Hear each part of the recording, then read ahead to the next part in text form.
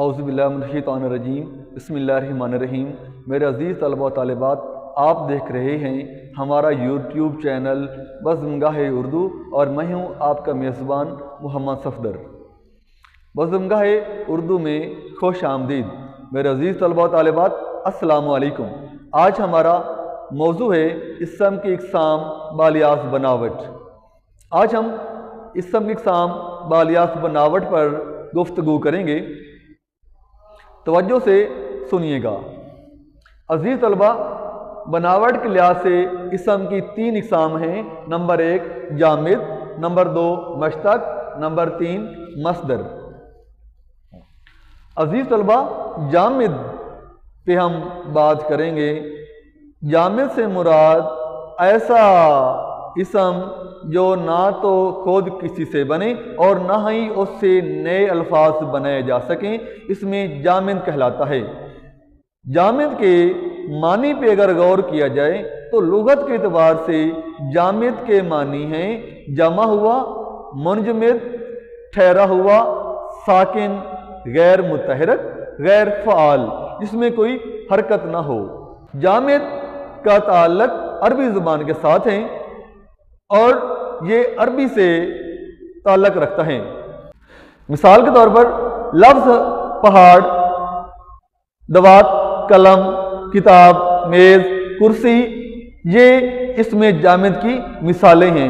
ये वो अल्फाज हैं जिनसे नए अल्फाज नहीं बन सकते। अगर हम जामिद अल्फाज के साथ किसी मस्दर का इजाफा करके नए अल्फाज बनाने की कोशिश करेंगे तो लफ्ज़ का हुलिया बिगड़ जाएगा। मिसाल के तौर पर हमारे पास लफ्ज़ है पहाड़। अगर पहाड़ के साथ हम मस्दर नून अलिफ ना का इजाफा करते हैं तो लफ्ज़ हमारे पास जो निया हासिल होगा वो होगा पहाड़ना। इस तरह दरख्त, अगर दरख्त के साथ हम नून अलिफ ना का इजाफा करते हैं तो निया लफ्ज़ जो हमें वसूल होगा वो होगा दरख्तना। अब इस अल्फाज पे गौर कीजिए, क्या पहाड़ना और दरख्तना कोई अल्फाज है? नहीं, ऐसा कोई अल्फाज उर्दू अदब में शामिल नहीं है। लिहाजा हम किसी भी जामिद अल्फाज के साथ नए अल्फाज का इजाफा करके निया लफ्ज़ नहीं बना सकते। हम किसी भी सूरत मस्दर का इस्तेमाल करके, मस्दर का इजाफा करके जामिद को हरकत नहीं दे सकते। इसलिए ये अल्फाज मुंजमद हैं, जमे हुए हैं, गैर मुतहरक हैं, गैर फ़आल हैं, साकिन हैं।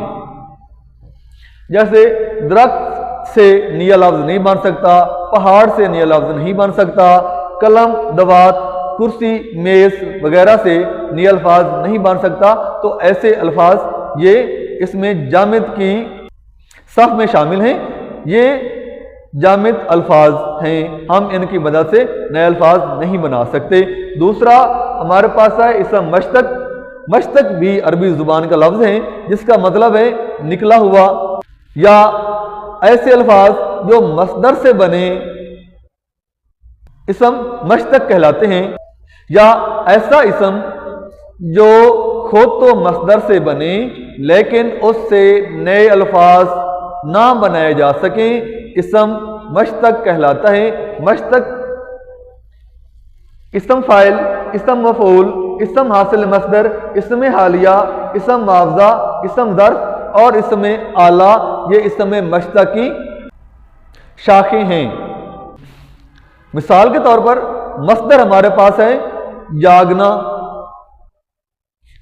मस्दर से हमने मश्तक बनाना है तो जागना से जागने वाला, जागना से जागने वाला, खाना से खाने वाला, पीना से पीने वाला, सोना से सोने वाला वगैरह, ये इसमें मश्तक की मिसालें हैं। अजीज तलबा, हमारे पास तीसरी किस्म है मस्दर।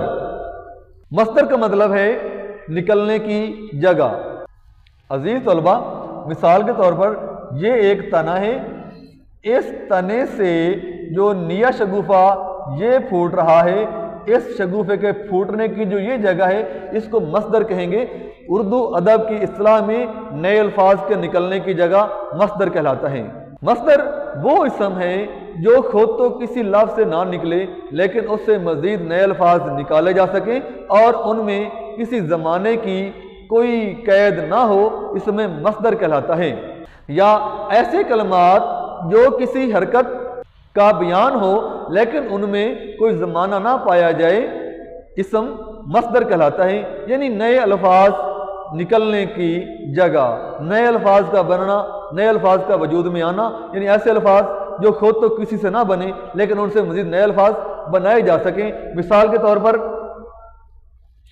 جاگ سے جاگنا، کھا سے کھانا، پی سے پینا، کہہ سے کہنا، سن سے سننا۔ اس طرح اگر ہم کسی الفاظ کے آخر میں نون الف نا کا اضافہ کر دیں گے تو ہمیں اسم مصدر حاصل ہو جائے گا۔ تو اس کا اصول یہی ہے کہ کسی بھی لفظ کے آخر میں ہم نون الف نا کا اضافہ کریں گے تو ہمیں مصدر کا لفظ مل جائے گا، اس لیے اس کو مصدر کہتے ہیں۔ دوبارہ سن لیجئے، جامد، منجمد، جمع ہوا، غیر متحرک، غیر فعال، مثلا پہاڑ، درخت، قلم، دوات وغیرہ، یہ اس میں جامد ہیں۔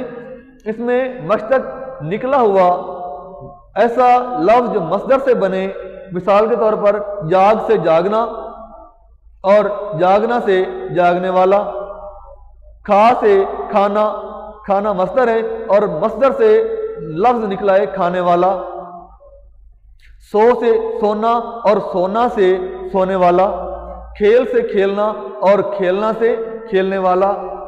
مصدر ایسا اسم جو خود تو کسی سے نہ نکلے لیکن اس سے نئے الفاظ بنائے جا سکیں، یعنی الفاظ کی حرکت کا بیان، ایسا بیان جس میں زمانے کی کوئی قید نہ ہو، اس میں مصدر کہلاتا ہے۔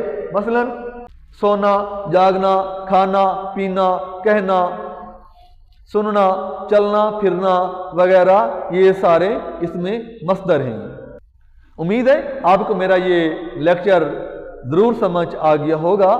اگر کسی بھی دقت کا سامنا کرنا پڑے تو کمنٹ سیکشن میں جا کے مجھے اپنی قیمتی رائے سے ضرور آگاہ فرمائیے گا۔ عزیز طلبہ، آج کا لیکچر اختتام کو پہنچا۔ مزید لیکچر دیکھنے کے لیے دیکھتے رہیے اپنا چینل بزم گاہ اردو اور اپنے میزبان کو اجازت دیجیے۔ اللہ حافظ۔